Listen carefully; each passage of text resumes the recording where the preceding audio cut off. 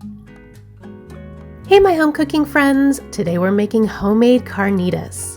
Carnitas is basically a Mexican pulled pork dish. It's incredibly delicious and can be used in any number of Mexican dishes.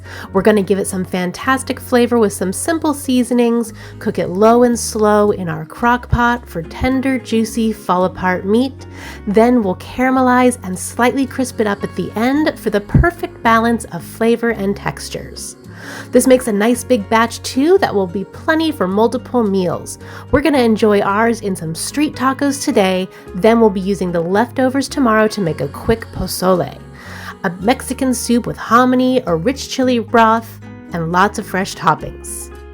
Make sure you're subscribed to our channel and have your notifications turned on so you don't miss that recipe. Then come hang out in the kitchen with me and I'll show you how we make these perfect carnitas. First thing we'll do is mix up a dry rub for our meat. We'll combine 1 tablespoon of sea salt,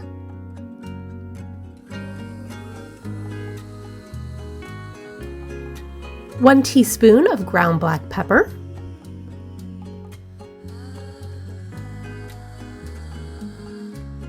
two teaspoons dried oregano,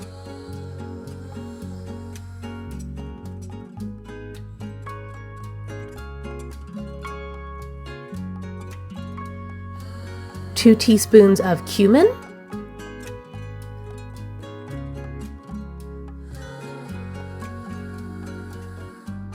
and 2 teaspoons of chili powder.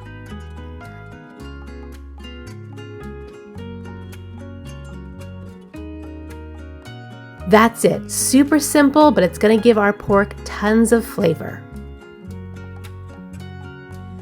Just mix it up.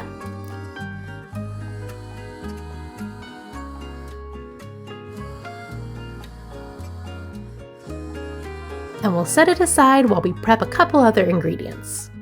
We're going to slice 1 large onion. I'm using a yellow onion, but white onions are great too.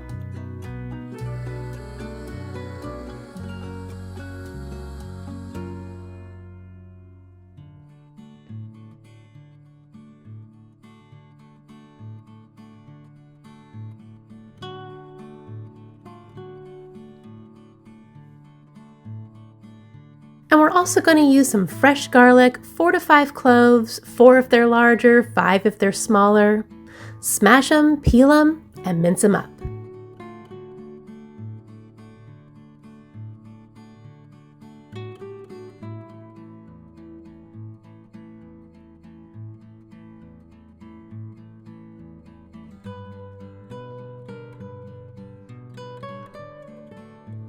Last, we're going to be using 1 lime. All we need to do is slice it in half so we can juice it.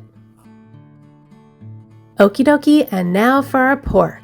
I have a 5-pound pork picnic roast. This is a boneless roast that comes with this netting on it to hold it together, but I'm gonna cut that off and break this down just a little into a few chunks. We don't have to cube this up real small, but I do like to break it down just a little for more even cooking, just to make sure that all our meat gets pull-apart tender. We're going to leave any fat. You can see there's not really all that much there, but I do like to trim off any silver skin that might be there. The fat is going to render down and add delicious flavor to our pork, but the silver skin is only going to give us chewy, gristly pieces of meat, so we're going to get rid of that. So we'll break this down into a few nice big chunks and place them into our slow cooker.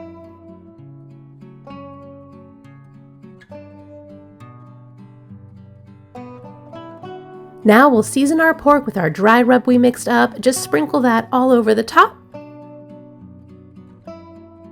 And we'll use our hands to rub it all over to coat the meat.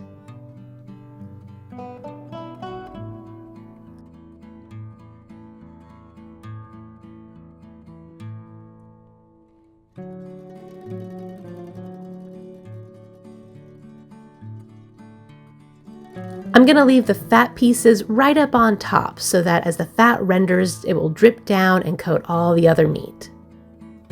Okay, now we'll just toss in our sliced onions and garlic right on top of our pork.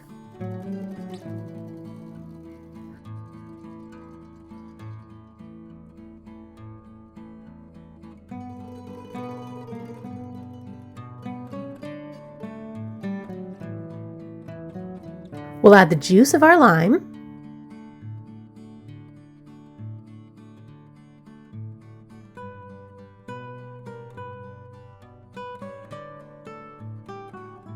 and we're gonna add some orange juice. You could use a fresh orange if you have one. I don't have one today, so I'm just using 1/3 cup of bottled orange juice.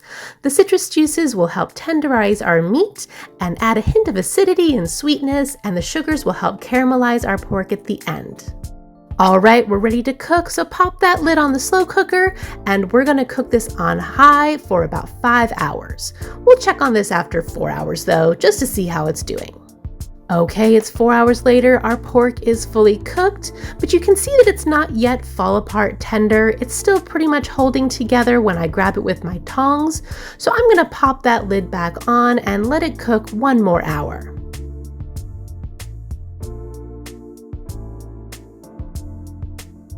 Ah, yes. Now our carnitas are perfectly tender. Look how they just fall apart so easily. So I'm not even going to remove them from the slow cooker. I'm just going to shred them right in there. Remove any remaining pieces of fat when you find them. And we'll just gently pull this apart.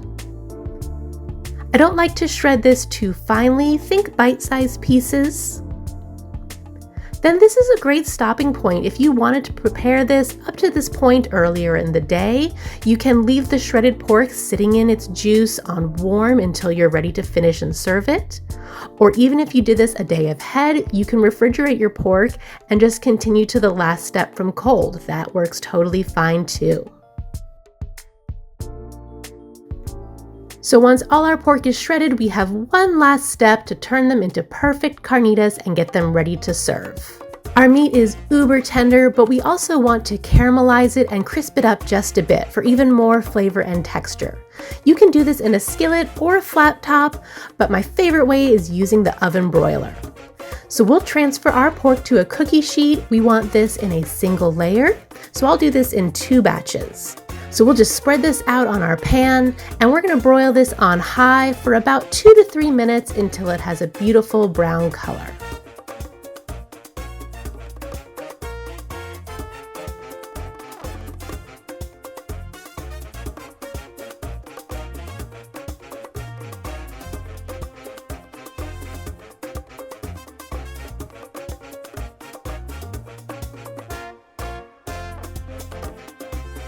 By the way, we're gonna save the pork juices when you're done. It has so much flavor.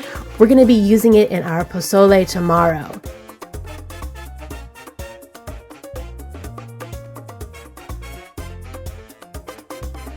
Looking good, looking good.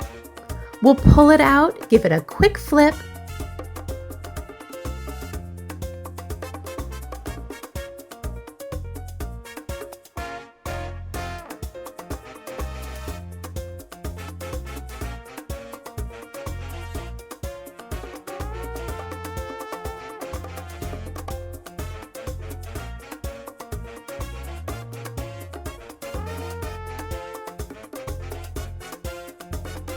And back under the broiler for another 2 to 3 minutes to brown up the other side.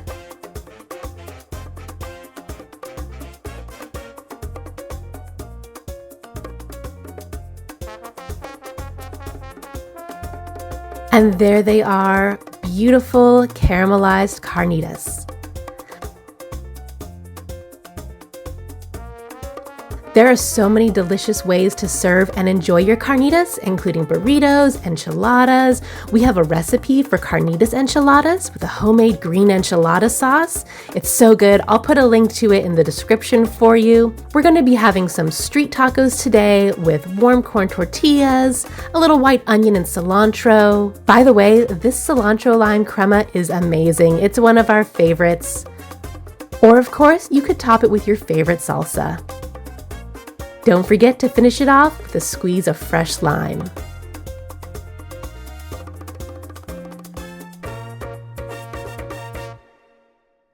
Then tomorrow we're going to be using the leftovers to make our pozole rojo. We'll be throwing our homemade carnitas into a rich, flavorful red chili broth made with our pork juices and hominy and tomatoes, and topping it with some beautiful fresh ingredients. It's going to be amazing, so make sure you're subscribed. You don't want to miss that one. Other than that, our work is done for the day. We're going to go enjoy our tacos, and if you enjoyed this recipe, we appreciate you dropping a like, leave us a comment, and tell us how you're going to serve your carnitas when you make them. And we'll see you next time. Have an amazing day and happy home cooking!